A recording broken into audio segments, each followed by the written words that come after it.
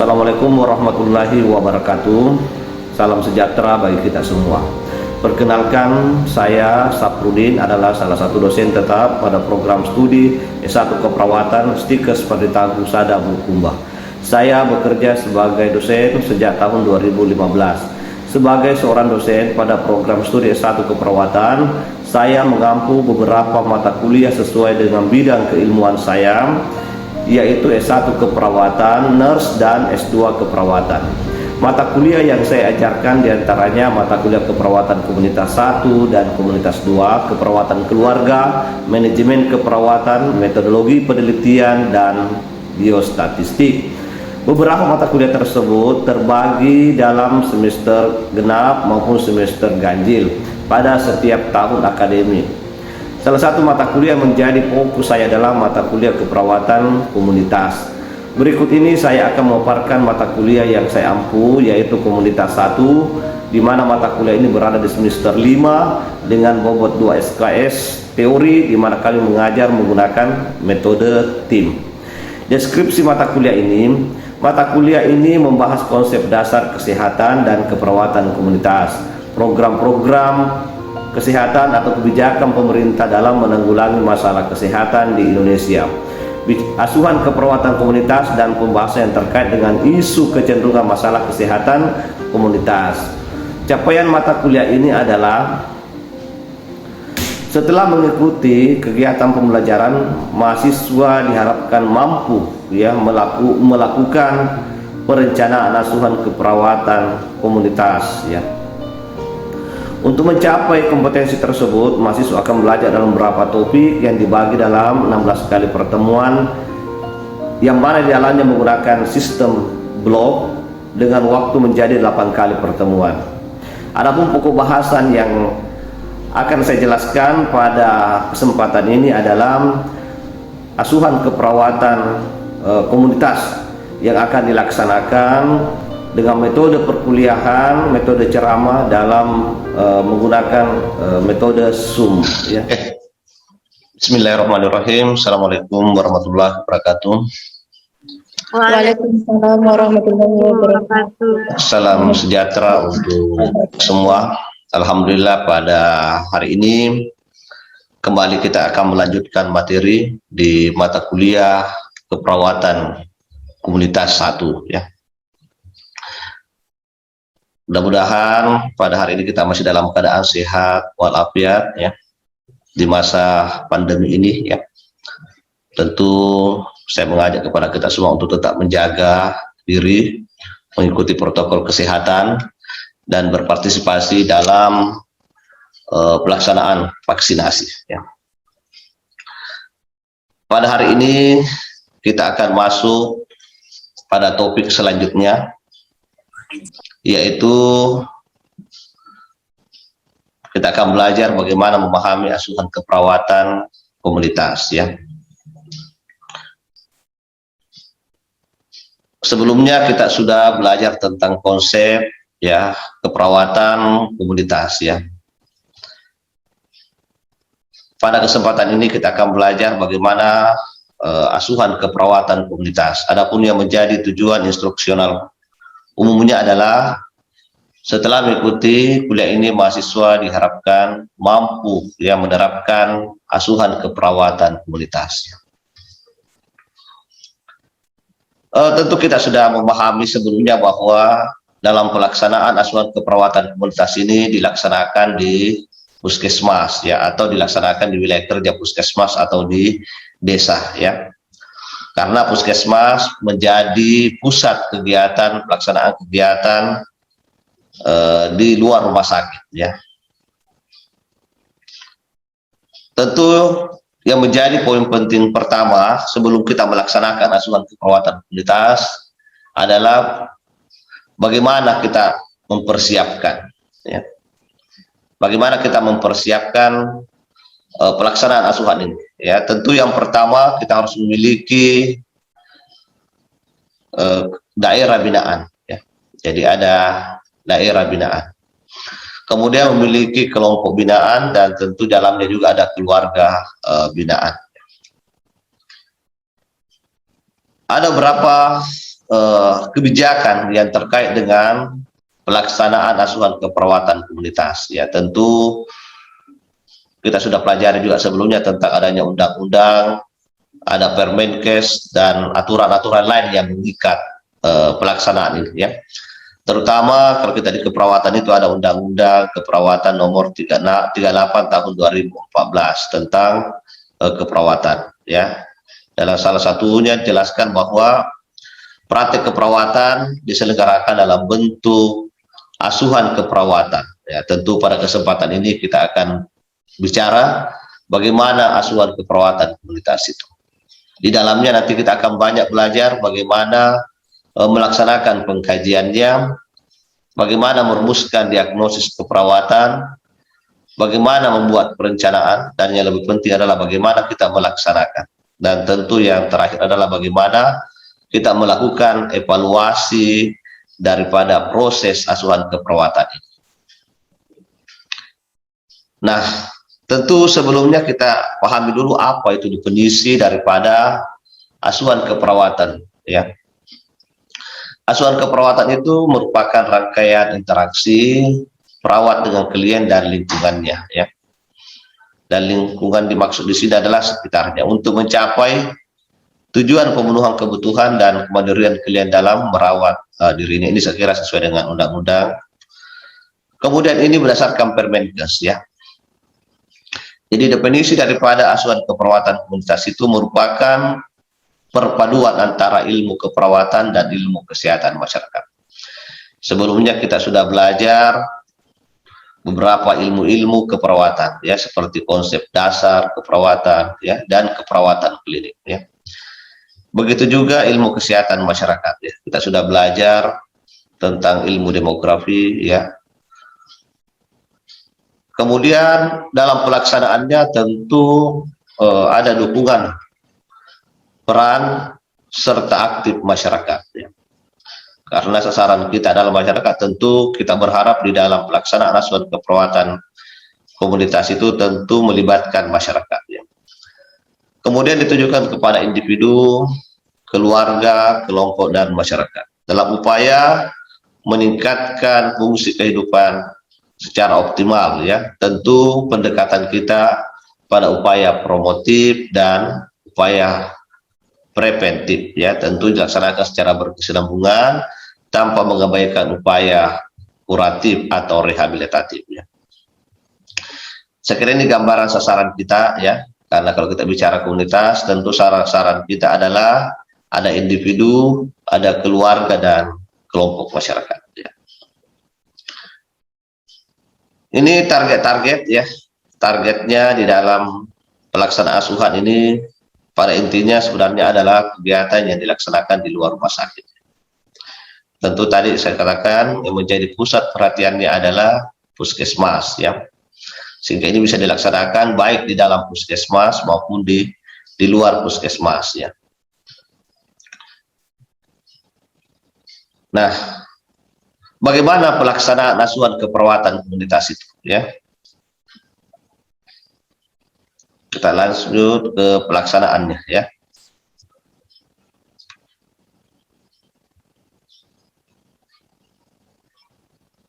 Ya. Ini akan menjadi poin penting kita pada pertemuan kali ini, yaitu memahami tahapan-tahapan pelaksanaan daripada asuhan keperawatan komunitas. Sebagaimana asuhan keperawatan yang lain, kita menggunakan pendekatan yang sama, yaitu selalu dimulai dengan pengkajian, ya. Kemudian penentuan diagnosis, planning atau perencanaan, implementasi, dan evaluasi. Saya kira ini akan menjadi poin penting pada pertemuan kita pada hari ini. Nah, pertama kita masuk ke pengkajian, ya. Ya, pada prinsipnya pengkajian ini adalah bagaimana kita mengumpulkan data, ya. Data secara lengkap dan sistematis tentu dikaji dan dianalisis, ya, dengan menggunakan format pengkajian, ya, dan dilaksanakan di masyarakat. Tentu untuk asuhan keperawatan komunitas ini pengkajian kita adalah pengkajian dari rumah ke rumah ya. Nah, kita menggunakan format pengkajian. Ini format pengkajian standar dari Devkes ya, yang kita gunakan sebagai dasar dalam melakukan pengkajian. Ya. Tentu ada beberapa hal yang menjadi poin penting dalam pengkajian ini. Yang pertama itu adalah kemampuan kita di dalam mengumpulkan data. Ya. Nah, tentu kita berharap bahwa kita akan mengumpulkan data secara lengkap dan akurat. Ya. Yang kedua, tugas kita adalah melakukan pengolahan. Ya. Karena kita mengumpulkan data dari rumah, tentu kita nanti akan melakukan yang namanya tabulasi ya, atau pentabulasian data. Setelah tabulasi itu dilaksanakan atau dibuat, setelah itu kita akan lakukan analisis ya.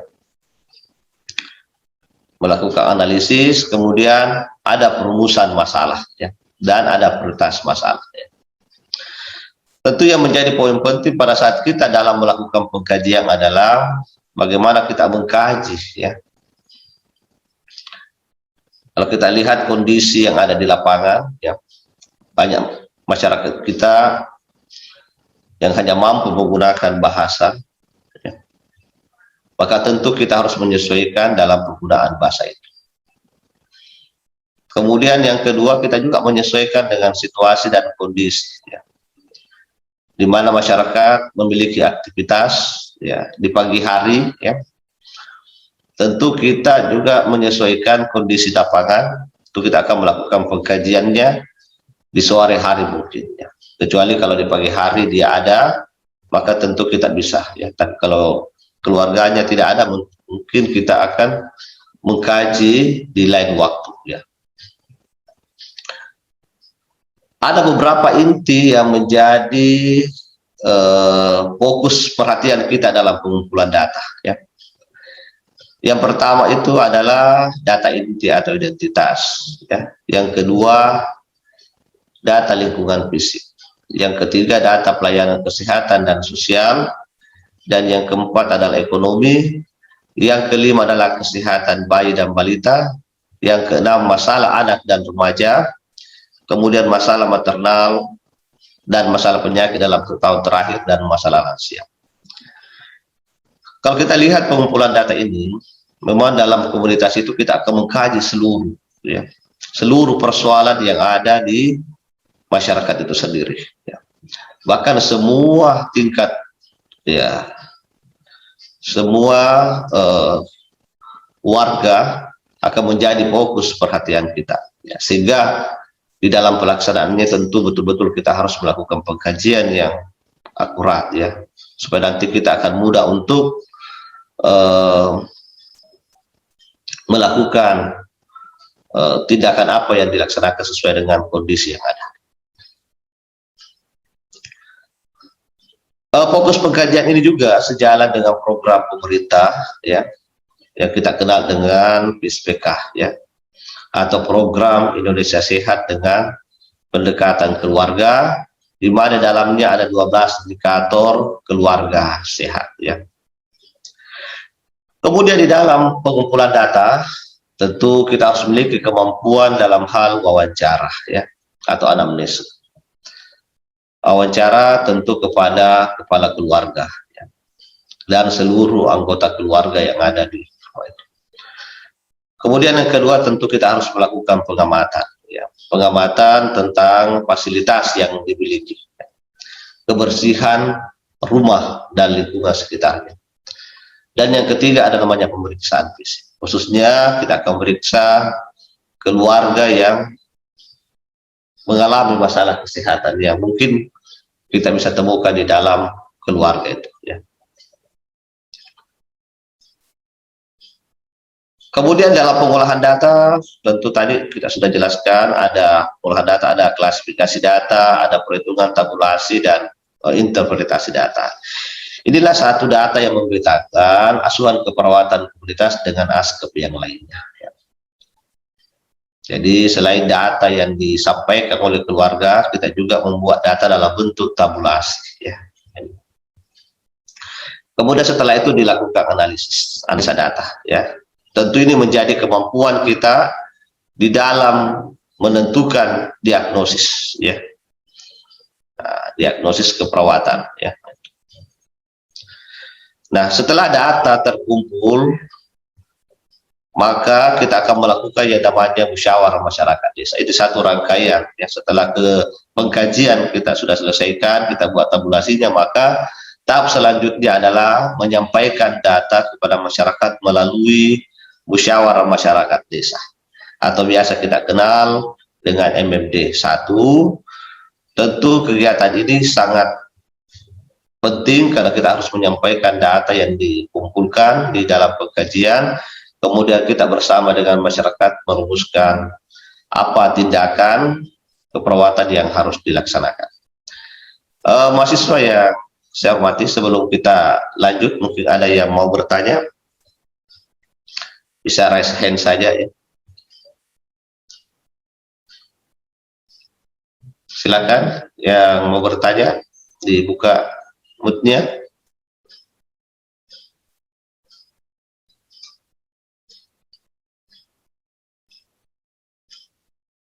Oke, silakan.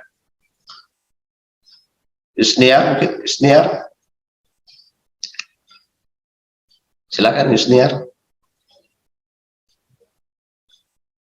Ada yang mau ditanyakan? Tidak, Ji, Pak. Tidak, oke. Nurhalisa, Nurhalisa. Sampai di sini ada yang mau ditanyakan?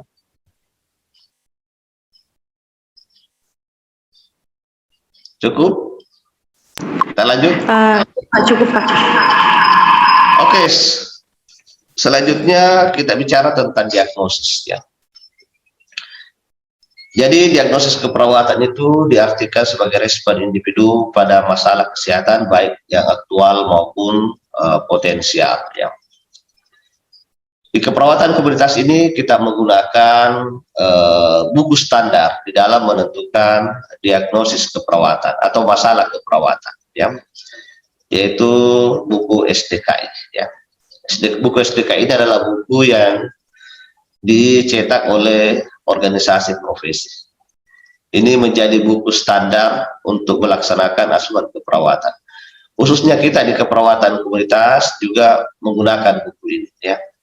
Buku ini memiliki 5 kategori, kemudian ada 15 subkategori dan ada 149 diagnosis.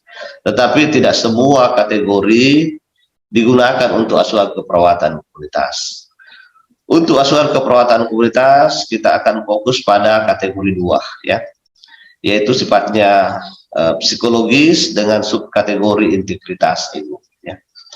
Kemudian kategori 3 itu bicara tentang perilaku dengan subkategori penyuluhan dan pembelajaran, khususnya di kategori yang ketiga ini. Diagnosis kita akan banyak muncul di sini, sehingga mahasiswa harus betul-betul bisa melihat di mana letak diagnosis keperawatan komunitas itu dalam buku standar diagnosis keperawatan Indonesia ya. Nah, di integritas ego itu ada beberapa diagnosis yang bisa muncul ya. Ada coping komunitas tidak efektif, ada kesiapan meningkatkan coping, dan perilaku kesehatan cenderung berisiko ya. Ini diagnosis yang sering muncul. Tentu diagnosis ini nanti kita harus menyesuaikan dengan data yang kita dapatkan dari hasil pengkajian kita ya. Kemudian ada penyuluhan dan pembelajaran ya. Nah, ada beberapa diagnosis yang mungkin sering muncul ya. Ada namanya defisit kesehatan komunitas, pemeliharaan kesehatan tidak efektif, manajemen kesehatan tidak efektif, dan kesiapan meningkatkan COVID ya. Di sini banyak diagnosis yang bisa muncul ya, tapi diagnosis inilah yang paling sering muncul dalam asuhan keperawatan komunitas. Nah, setelah kita menentukan diagnosis ya, maka tahap selanjutnya kita melakukan perencanaan ya. Di dalam tahap perencanaan ini juga ya, tentu kita juga memiliki buku rujukan ya, yang sudah dibuat oleh organisasi profesi. Namanya buku SIKI, Standar Intervensi Keperawatan Indonesia. Ya. Buku ini merupakan buku link SDKI ke SIKI. Artinya, jika kita sudah menentukan diagnosis dengan tepat, maka akan mudah kita menemukan intervensinya. Ya. Kayak ini bukunya, buku link ya. Nah, di dalam buku SIKI ini ada dua intervensi ya. Ada intervensi utama dan ada intervensi tambahan ya. Tentu pada saat kita memilih intervensi, kita upayakan untuk memilih intervensi utama ya. Dan buku ini juga agak mudah ya di dalam mencari datanya. Tentu kita harus melihat berdasarkan abjad ya, abjad dari intervensi apa ya yang kita akan cari ya. Kemudian dalam intervensi ini tentu memiliki aktivitas ya yang kita kenal dengan singkatan OTEK ya.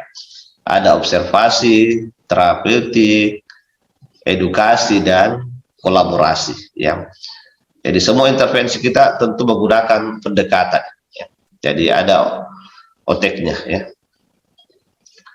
Kemudian perlu kita pahami bersama bahwa fokus intervensi dalam asuhan keperawatan komunitas itu kita akan fokus pada 3 upaya pencegahan ya. Ada namanya pencegahan primer, sekunder dan tersier ya. Apa itu pencegahan primer? Adalah pencegahan sebelum terjadi ya. Sebelum terjadi ya. Jadi upaya kita untuk mencegah ya. Saat ini fokus perhatian pemerintah kita adalah fokus untuk melakukan vaksinasi. Ya. Vaksinasi ini adalah salah satu upaya untuk mencegah terjadinya penyakit. Sehingga vaksinasi ini merupakan bagian daripada pencegahan primer. Ya.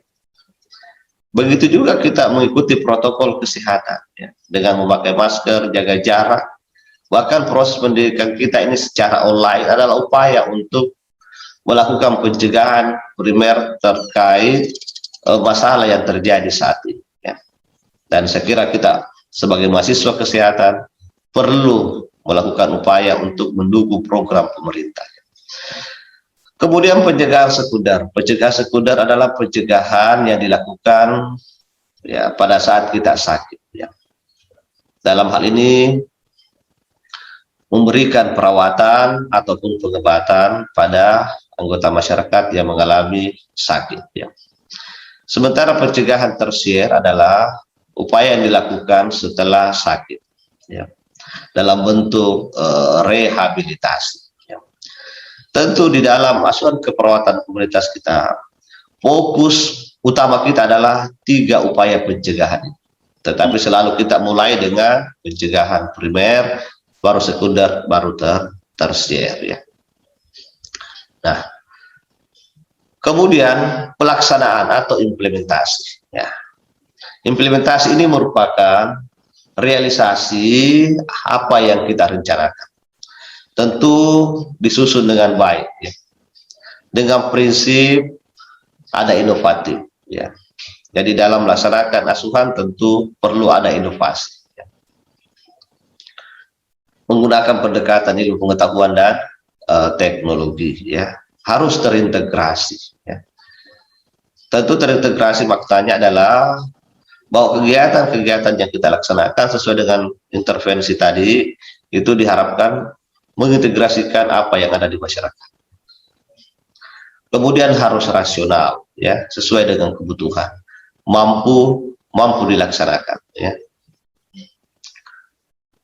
Nah, kemudian dalam pelaksanaannya ya, dalam pelaksanaan kegiatan kita, tujuan utama kita adalah menolong masyarakat ya, tentu harus ada persiapan ya. Kemudian kita melaksanakan dengan baik ya. Setelah itu kita akan masuk ke tahap evaluasi ya. Ya, jadi setelah kegiatan dilaksanakan tentu ada evaluasi, mengevaluasi kegiatan kita. Dalam praktik ya, evaluasi keperawatan komunitas itu ada 3 tahapan. Ada evaluasi secara struktur, ada proses dan ada hasil ya. Dan kegiatannya itu biasanya kita laksanakan dalam bentuk musyawarah ya. Jadi kalau tadi ada musyawarah masyarakat desa 1, maka di tahap akhir itu sebagai bentuk evaluasi kita ada namanya evaluasi akhir atau dalam bentuk musyawarah masyarakat desa 2 ya. Kita akan melaporkan kegiatan kita dan tentu juga mengevaluasi kendala-kendala yang dihadapi ya.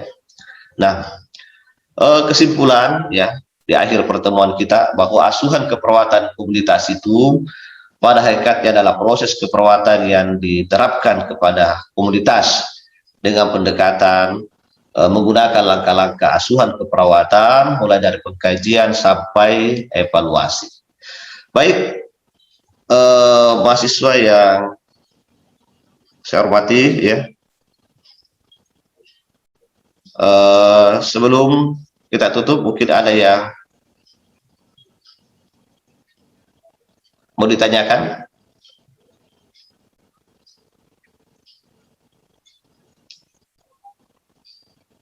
Ada yang mau dikonfirmasi kembali dari materi Kak?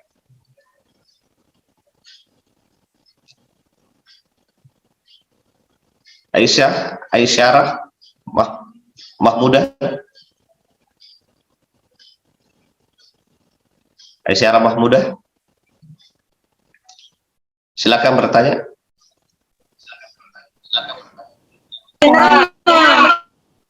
Ya. Saya Pak. Oke, silakan Aisyah. Ya, silakan. Silakan bertanya. Baik Pak, terima kasih atas kesempatan yang telah diberikan Pak. Saya atas nama Nur Hadisa Pak, ingin bertanya tentang pelayanan kesehatan di puskesmas Pak. Ya. Bagaimana tanggapan Pak terhadap puskesmas yang seharusnya misal ada fasilitas yang harus disiapkan, misalnya Pak kebersihan di toilet ataupun kebersihan di kamar Pak tidak dijalankan dengan baik, dan juga pemberian gaji kepada karyawan tersebut Pak tidak diberikan secara utuh Pak. Terima kasih. Oke, ya. Terima kasih atas pertanyaannya ya. Tadi yang ditanyakan terkait dengan kebersihan ya. Tentu kebersihan ini kan bagian daripada upaya pencegahan ya. Sehingga kebersihan toilet dan sebagainya tentu akan menjadi perhatian. Persoalan kondisi saat ini di mana banyak petugas kesehatan yang sifatnya sukarela ya atau honorer ya, tentu itu adalah ranah daripada pemerintah daerah untuk memberikan penghargaan. Atau mungkin ada pertanyaan yang fokus kepada asuhan tadi ya. Saya Pak. Ya silakan, Muspita Pak. Ya, Muspita Sari ya. Oke, silakan. Assalamualaikum warahmatullahi wabarakatuh. Assalamualaikum warahmatullahi wabarakatuh. Terima kasih atas kesempatan yang telah diberikan kepada saya, khususnya kepada Bapak dosen. Pertanyaan saya, bagaimana langkah-langkah dalam membuat makalah, dalam membuat penelitian komunitas, Pak? Terima kasih. Oke, terima kasih ya. Terkait dengan penelitian komunitas ya, sebenarnya kan dimulai dengan penjajakan. Dia masuk dalam tahapan pengkajian tadi di awal ya. Karena pengkajian itu pada prinsipnya kita ingin melakukan screening ya.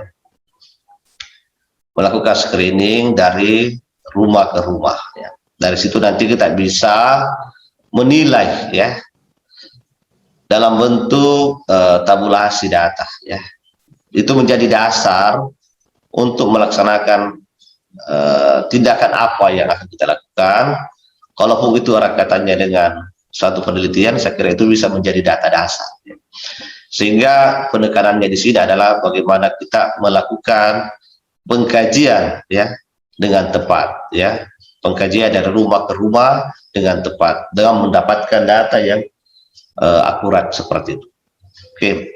Saya kira karena waktu kita terbatas ya, tentu saya ucapkan terima kasih kepada mahasiswa atas partisipasi dalam kuliah kita ya. Nanti kita akan ketemu lagi pada kuliah selanjutnya sesuai dengan rancangan pembelajaran yang ada. Saya kira cukup.